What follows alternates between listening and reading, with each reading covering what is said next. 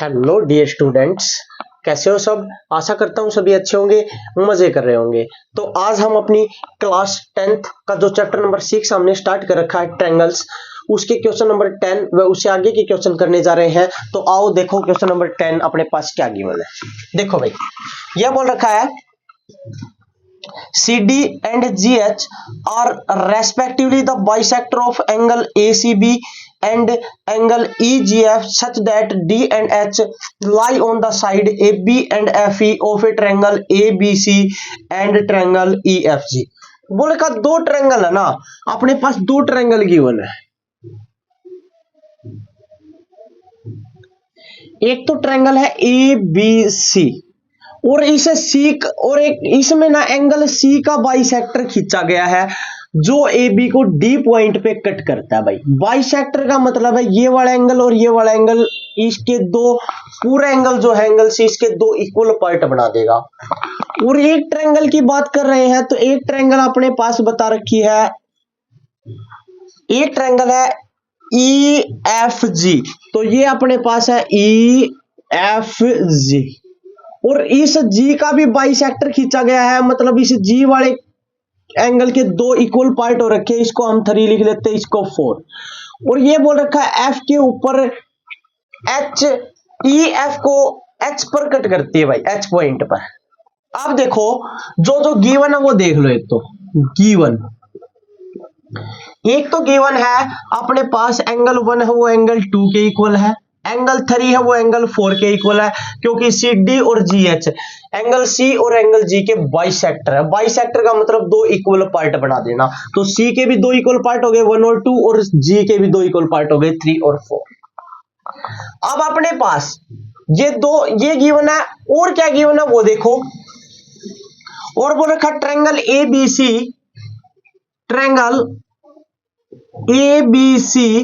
Similar है triangle FEG।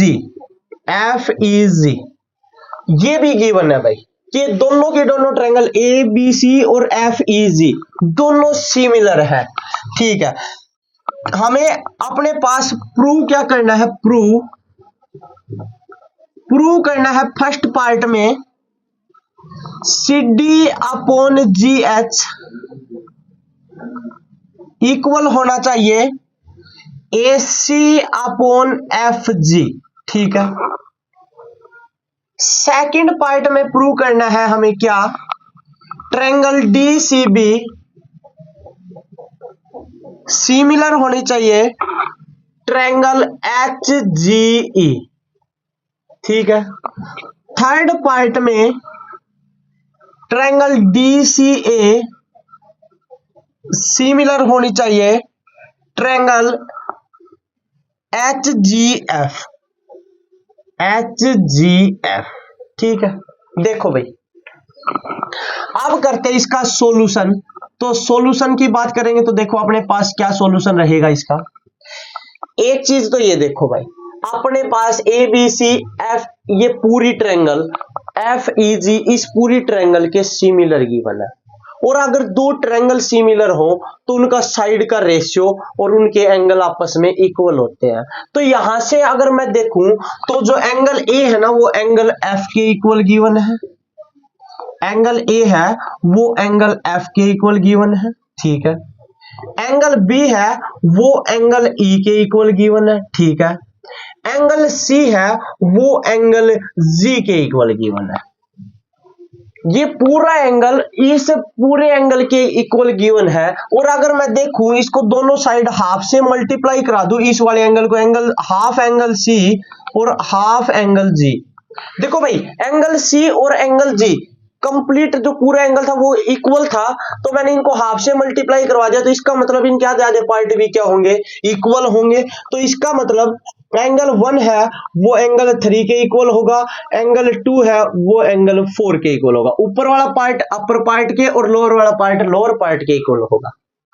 कोई doubt हो तो कमेंट बॉक्स में कमेंट कर देना। आओ अब बात करते हैं फर्स्ट पार्ट की। फर्स्ट पार्ट में हमें प्रूव करना है CD अपॉन GH। ये CD है ये GH है। AC अपॉन FG ये AC है और ये FG है। मतलब दोनों ट्रायंगल्स की कौन कौन से पार्ट बन गए, ट्रायंगल के अपर वाले पार्ट बन गए। इसकी तो ट्रायंगल ACD और इसकी ट्रायंगल FGH, इनको सिमिलर करना होगा। तो यहां लिखो in triangle ACD and triangle FGH, ठीक है। इसमें आप देखोगे एंगल 1 है वो एंगल 3 के इक्वल प्रूव कर दिया हमने, ये कर रखा एंगल 1 इक्वल टू एंगल 3, और एंगल A है वो एंगल F के इक्वल पहले से ही इक्वल गिवन है। क्यों है? क्योंकि ट्रायंगल सिमिलर है।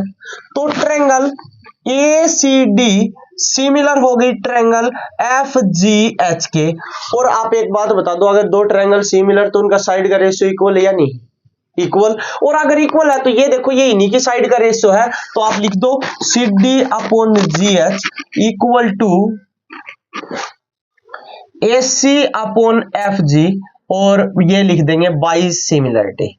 बाई सिमिलरिटी, ये लो भाई बाई सिमिलरिटी, ये इनके साइड का रेशियो इक्वल होगा। आओ बात करते हैं सेकंड पार्ट की। सेकंड पार्ट में कौन कौन सी ट्रायंगल है?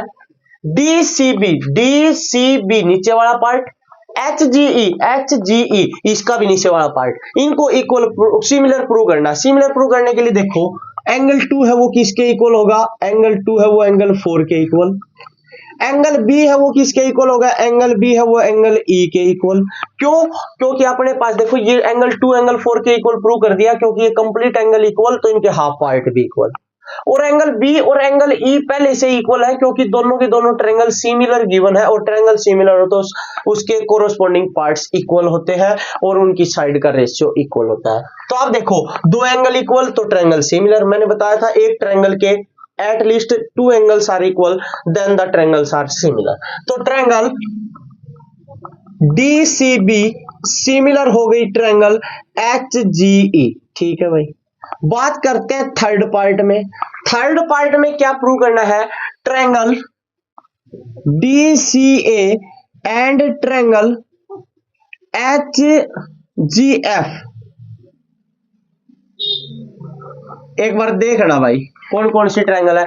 DCA HGF, दोनों के अपर वाले पार्ट हमने पहले ही पार्ट में प्रूव कर रखा है। सेम दो बार इसी पार्ट को उतारना, कुछ नहीं करना। एंगल 1 इक्वल टू एंगल 3, हाँ, और angle A equal to angle F, और ट्रायंगल DCA सिमिलर हो जाएगी ट्रायंगल HGF के। ये लो क्वेश्चन नंबर 10 आपका कंप्लीट हो गया। अगर कोई डाउट हो कमेंट बॉक्स में कमेंट कर देना। और नेक्स्ट क्वेश्चन की तरफ बढ़ते हैं। क्वेश्चन नंबर अपने पास 11 वाला क्वेश्चन क्या कहता है देखो भाई। तो क्वेश्चन नंबर 11 अपने पास है,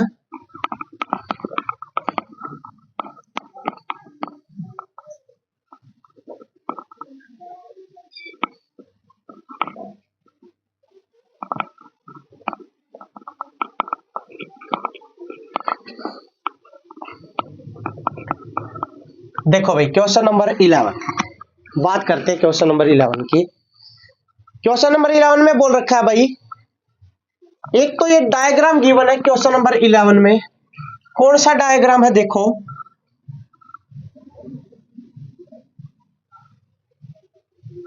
ये बोल रखा ABC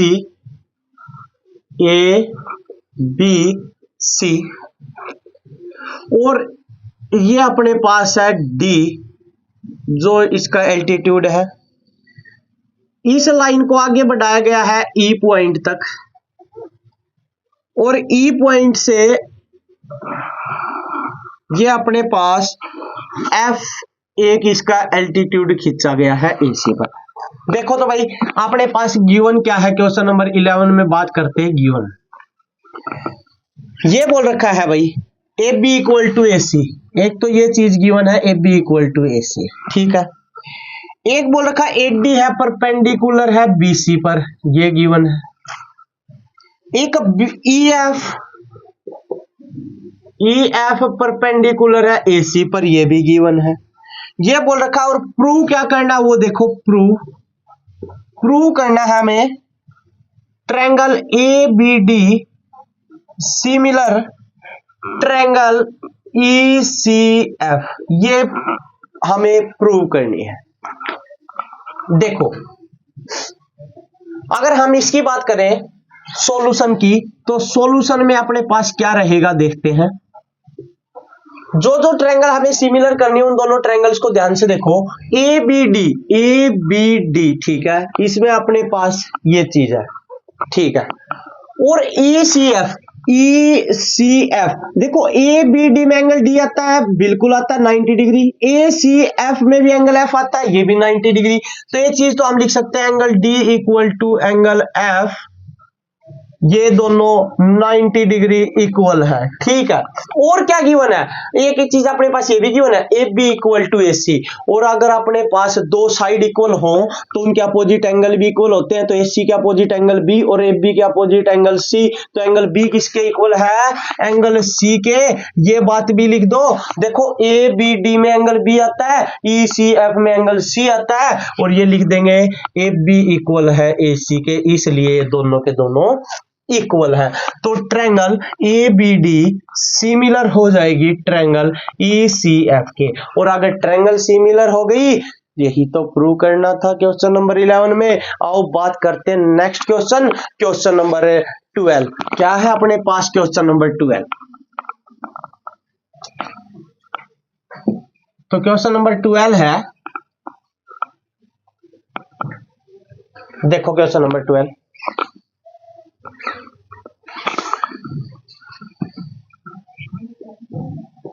क्वेश्चन नंबर 12 में बोल रखा है side A B and B C and median A D of a triangle A B C. बोल रखा है कि एक ट्रायंगल ए बी सी है भाई, ए बी सी, उसकी side A B B C और इसकी एक मीडियन है ए डी। ए डी इसकी मीडियन बता रखी है, ठीक है। और बोल रखा है R respectively proportional to side P Q Q R and median P M. और एक ट्रायंगल और बता दी, other triangle P Q R. बोल रखा है इसकी मीडियन है ना वो पी एम है, ठीक है। ये बोल रखा है कि ये प्रूव करो triangle A B C similar है ट्रायंगल पी क्यू आर के। और एक चीज ये बता रखी है कि इसकी साइड ए बी इसकी साइड पी क्यू के प्रोपोर्शनल है, इसकी साइड बी सी इसकी साइड क्यू आर के प्रोपोर्शनल है, इसकी मीडियन ए डी और इसकी मीडियन पी एम ये अपने पास प्रोपोर्शनल है। प्रोपोर्शनल का मतलब है इनका जो रेशियो है वो अपने पास इक्वल है। तो जो गिवन है पहले वो लिख लेते हैं। गिवन क्या है कि ए बी के अपोन में पी क्यू, बी सी के अपोन में क्यू आर और ए डी के अपोन में पी एम, ये अपने पास गिवन है। प्रूव क्या करना है, प्रूव करना है triangle A B C similar होनी चाहिए ट्रायंगल पी क्यू आर के। अब बात करते हैं सॉल्यूशन की। तो इसका सॉल्यूशन क्या रहेगा आओ देखते हैं। एक बात देखो भाई, हमें अगर कोई भी ट्रायंगल सिमिलर करनी है तो मैंने क्या बताया था, या तो उसकी तीनों साइड का रेशियो इक्वल हो, या उसके कम से कम दो एंगल इक्वल हो, या दो साइड का रेशियो और एक एंगल इक्वल हो। ये बात बताई थी। अब ये बात बताई थी तो यहां पर आप देखोगे, फिर आप बोल सकते हो कि ये तो अपने पास तीनों साइड का रेशियो तो इक्वल है, तो ट्रायंगल सिमिलर हो गई। देखो एक चीज ध्यान से देखो, A B upon P Q बिल्कुल इसकी साइड है, B C upon Q R ये भी इसकी साइड है, लेकिन A D upon P M ये इनकी मीडियन है, न कि इसकी साइड है। तो अपने पास सिर्फ दो साइड का रेशियो है, तीसरी साइड ए सी अपॉन पी आर का नहीं है। या तो ए सी अपॉन पी आर का रेशियो और लेके आओ, या फिर कम से कम एक एंगल इक्वल करो। वो करने के लिए इसने बता दिया ए डी है वो बी इसकी ए बी सी ट्रायंगल की मीडियन है, पी एम है वो पी क्यू आर ट्रायंगल की मीडियन है। और आपको एक बात अच्छे से पता होगी कि अगर दो जो मीडियन होती है वो उस ट्रायंगल की जिस साइड पर खींची गई है उस साइड के दो इक्वल पार्ट कर देती है। तो यहां पर लिखेंगे A D is median, A D is median, ये अपने पास मीडियन है। और मीडियन है तो आप देखोगे कि अपने पास BD है वो इक्वल होगा DC के भाई। ऐसे ही P M is median, P M is median, median है ये अपने पास, तो ये मीडियन है of triangle P Q R, ये पी क्यू आर ट्रायंगल की मीडियन है, तो इसका मतलब क्यू एम है वो इक्वल होगा एम आर के। ठीक है, अब एक बात बता दो कि बीसी कब बनेगी, जब मैं बीडी और डीसी को ऐड कर दूंगा तो बीसी बनेगी या नहीं बनेगी? बनेगी, तो क्या लिख सकते हैं, BD plus DC equal to BC.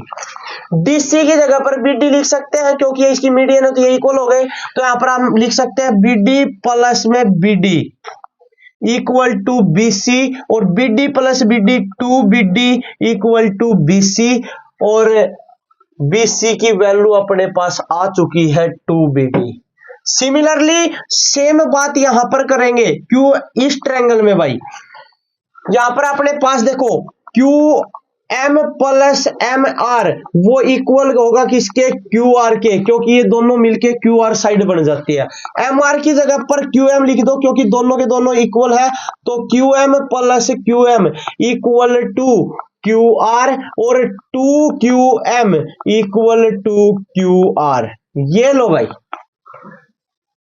अब देखो बीसी की वैल्यू आ गई, क्यू आर की वैल्यू आ गई, यहां पर चेंज कर दो, यहां अगर चेंज करोगे तो यहां पर हो जाएगा A B upon P Q, BC की जगह पर लिख दो 2BD अपॉन 2QM इक्वल में है AD अपॉन PM। देखो भाई, इस BC की जगह पर ये लिख दिया 2BD, QR की जगह पर ये लिख दिया 2QM, क्योंकि ये इक्वल हो गए, इक्वल है तो हम चेंज कर सकते हैं, 2 से 2 कैंसिल। अब एक बार देखना भाई, AB अपॉन PQ, हाँ सर, BD अपॉन QM बिल्कुल, और AD अपॉन PM, कौन कौन सी ट्रायंगल का साइड का रेशियो इक्वल हो गया, AB upon PQ, BD upon QM, AD upon PM, तो कौन कौन सी ट्रायंगल, ABD और PQM का साइड का रेशियो इक्वल है, क्योंकि ये तीनों साइड का रेशियो इक्वल है, तो इसका मतलब है ट्रायंगल ABD सिमिलर हो गई ट्रायंगल PQM। और अगर ट्रायंगल सिमिलर हो तो कोरोस्पोंडिंग जो उसके एंगल होते हैं वो इक्वल होते हैं, साइड का रेशियो इक्वल होता है, साइड का रेशियो तो इक्वल है तो कोरोस्पोंडिंग एंगल भी इक्वल होंगे। ABD में आप देखोगे एंगल B आता है, और PQM में अपने पास Q आता है, तो एंगल B इक्वल होगा एंगल Q के। ये लो, ये अपने पास एक एंगल आ गया ABC ट्रायंगल का एंगल B, PQR ट्रायंगल का एंगल Q, और दो साइड का रेशियो और एक एंगल इक्वल हो तो भी ट्रायंगल क्या होती है, सिमिलर होती है।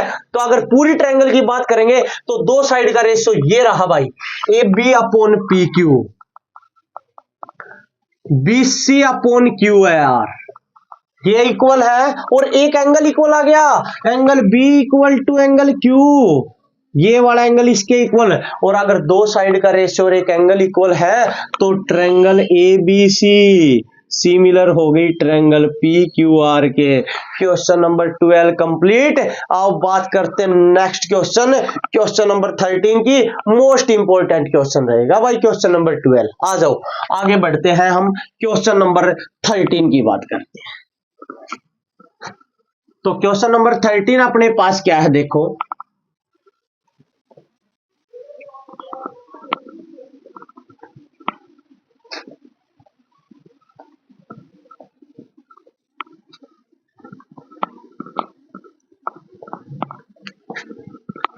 तो क्वेश्चन नंबर 13 देखते हैं। क्वेश्चन नंबर 13 में हमें बोल रखा है, क्या बोल रखा है, देखो